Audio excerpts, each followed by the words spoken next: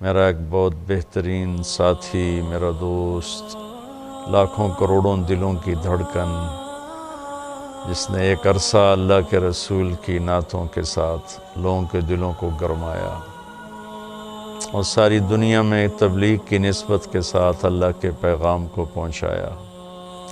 ہر مسجد، ہر محفل میں اس نے اللہ کا پیغام سنایا۔ وہ اچانک ہم سے بچھڑ گیا۔ جانا تو طے ہی ہے، رہنا ایک دھوکہ ہے، جانا ایک حقیقت ہے۔ زندگی ایک سراب ہے، پانی کا بلبلہ ہے، موت ایک اٹل حقیقت ہے۔ لیکن جب ایسے اچانک کوئی قریبی بچھڑ جاتا ہے تو سارا وجود لرز اٹھتا ہے اور ایسا لگتا ہے کہ جیسے زندگی ایک دم کوئی بہت بڑا جھٹکا کھا کے لڑکھڑائی ہو۔ اللہ سنبھالا دے دیتا ہے ہر صدمے سے۔ جنید ایک بہترین انسان تھا، میری اس کی رفاقت کوئی 20 سال کی ہے۔ میں نے ایسے اخلاق والا بہت کم دیکھا۔ اسے تو کوئی اہل علم کی کوئی لمبی چوڑی صحبت نہیں تھی، لمبی چوڑی تربیت نہیں تھی کوئی، وہ اپنی فطرت سے بڑے عالی اخلاق والا تھا۔ اور ایک ماضی کا واقعہ سناتا ہوں، مجھے یاد نہیں میں کہاں بیٹھا تھا، سامنے ٹی وی چل رہا تھا تو آواز اس کی بند تھی، تو میں نے دیکھا ایک نوجوان وہ بیچ پہ ڈانس کر رہا ہے اور اس کے چاروں طرف لڑکیاں ڈانس کر رہی تھیں۔ تو میرے جی میں آیا کہ اس نوجوان کو کیسے ہدایت ملے گی، اس لحاظ سے نہیں کہ اللہ تو قادر ہے جس کو چاہے دے دے، اس لحاظ سے کہ یہ اتنے غلط ماحول میں ہے، اس تک کون پہنچے گا، اسے کون اللہ کی بات سنائے گا۔ خیال آ کے گزر گیا اور میں وہاں سے اٹھ گیا، یاد ہی نہ رہا۔ 97 کی بات ہے، کراچی اجتماع میں تھا تو مجھے ایک نوجوان نے کہا جی ایک پاکستان کا مشہور گلوکار ہے جنید جمشید، اس سے آپ کی ملاقات کرانی۔ میں نے کہا لے آؤ۔ تو جب وہ اندر آیا تو وہ وہی نوجوان تھا جس کو میں نے ٹی وی اسکرین پر ناچتے ہوئے دیکھا اور اس کے ساتھ لڑکیاں ناچ رہی تھیں۔ تو میں ایک دم دیکھ کے حیران بھی ہوا، خوش بھی ہوا۔ تو میں نے اس سے پوچھا آپ کا نام؟ کا جنید جمشید۔ کیا کرتے ہو؟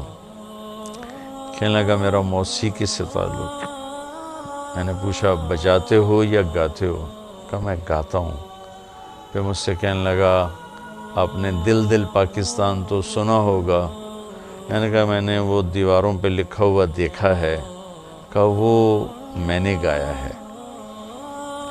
اس کے بعد میری اس کی مختصر سی بات ہوئی تو وہ مجھ سے کہنے لگا کہ آپ کی باتیں ایسے لگ رہی ہیں جیسے میرے زخموں پہ کوئی مرہم رکھ رہا ہو، اور میرا ایک سوال ہے کہ ایک پاکستانی نوجوان جس گلیمر کو، جن عیاشیوں کا خواب دیکھتا ہے وہ مجھے فزیکلی حاصل ہیں، لیکن اس کے باوجود میرے دل میں اندھیرا ہے اور یہاں ایسے ہاتھ یہاں خلا ہے، مجھے لگتا ہے میری کوئی منزل نہیں، مجھے لگتا ہے میں وہ کشتی ہوں جس کا کوئی ساحل نہیں، ایسا کیوں ہے؟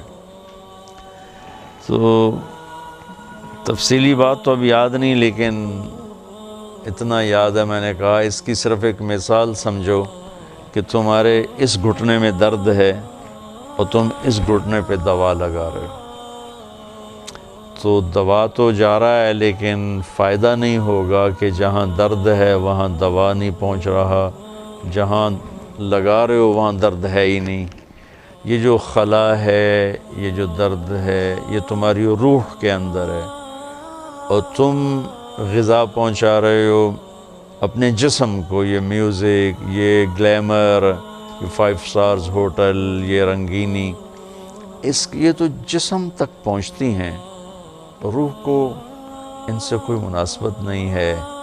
جس دن اپنی روح کو غذا پہنچاؤ گے تو اس دن اسے سکون آ جائے گا، چین آ جائے گا. اس قسم کی باتیں ہوتی رہیں.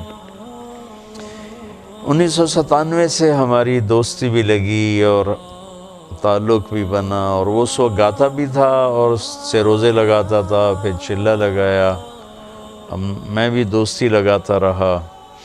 ایک دن مجھ سے کہنے لگا مولانا اگر آپ مجھے پہلے دن ہی کہتے تو یہ غلط کام کر رہا ہے تو شاید میں دوبارہ زندگی بھر آپ سے آ کے ملتا ہی نہ آپ نے مجھے کبھی ڈانٹا، نہ کبھی طنز کیا، نہ کبھی ٹوکا. یہاں تک کہ آہستہ آہستہ آہستہ اللہ تعالیٰ نے خود ہی میرے دل میں ڈال دیا اور میں نے وہ سب کچھ چھوڑ دیا. تو اس نے پھر اللہ کے فضل سے 4 مہینے لگائے، اور 4 مہینے کے بعد پھر جب اس نے میوزک کو چھوڑا تو اس کی تو کمائی کا کوئی اور ذریعہ نہیں تھا. تو اس پر حالات آئے اور اس پر بہت تنگی آ گئی. مجھے فون کر کے کہنے لگا کہ مولانا آج میرے گھر میں اتنے پیسے نہیں ہیں کہ ماں کی دوا لا سکوں، خالی بیٹھا ہوں. اور پیپسی والے مجھے کئی کروڑ کی پیشکش کر رہے ہیں کہ ایک ہمیں تم سی ڈی بنا کے دے دو 10 گانوں کی غالباً تو ہم تمہیں اتنے کروڑ دے دیں گے. تو میں نے ان سے معذرت کر لیا کہ نہیں، میں ایسا نہیں کروں گا. تو اللہ تعالیٰ اس کی بخشش فرمائے. اللہ نے اس کو کتنا ہی خوبصورت اس کی واپسی مقدر فرمائی کہ وہ 10 دن کے لیے اللہ کے راستے میں گیا چترال، جہاں سید انور کی جماعت چل رہی تھی، اور وہاں سے اس کی واپسی ہو رہی تھی. اور جب تک اللہ کے راستے کا مسافر گھر نہیں لوٹتا وہ اللہ کے راستے کا کہ سارے اجر و ثواب پاتا ہے. اگر اس میں موت آ جائے تو وہ شہادت کی موت ہوتی ہے. اور یہ تو سارے ہی مسافر شہداء ہیں کہ جہاز گرا، جہاز کو آگ لگی اور جل کے مر جانا شہادت ہے، پانی میں ڈوب جانا شہادت ہے، پیٹ کے مرض میں مر جانا شہادت ہے، طاعون کے مرض میں مر جانا شہادت ہے. اللہ کے نبی نے بہت سی اقسام گنائیں. تو اس کے لیے اللہ نے دونوں شہادتوں کو جمع فرمایا. اللہ اس کے درجات کو بلند فرمائے. دل بہت دکھی ہے، غمگین ہے. تو اللہ تعالیٰ نے اس نوجوان کو بہت نوازا. اتنا ہی اس کا وقفہ تھا، یہاں جانا ہی تھا. اللہ ان کے درجات بلند فرمایا.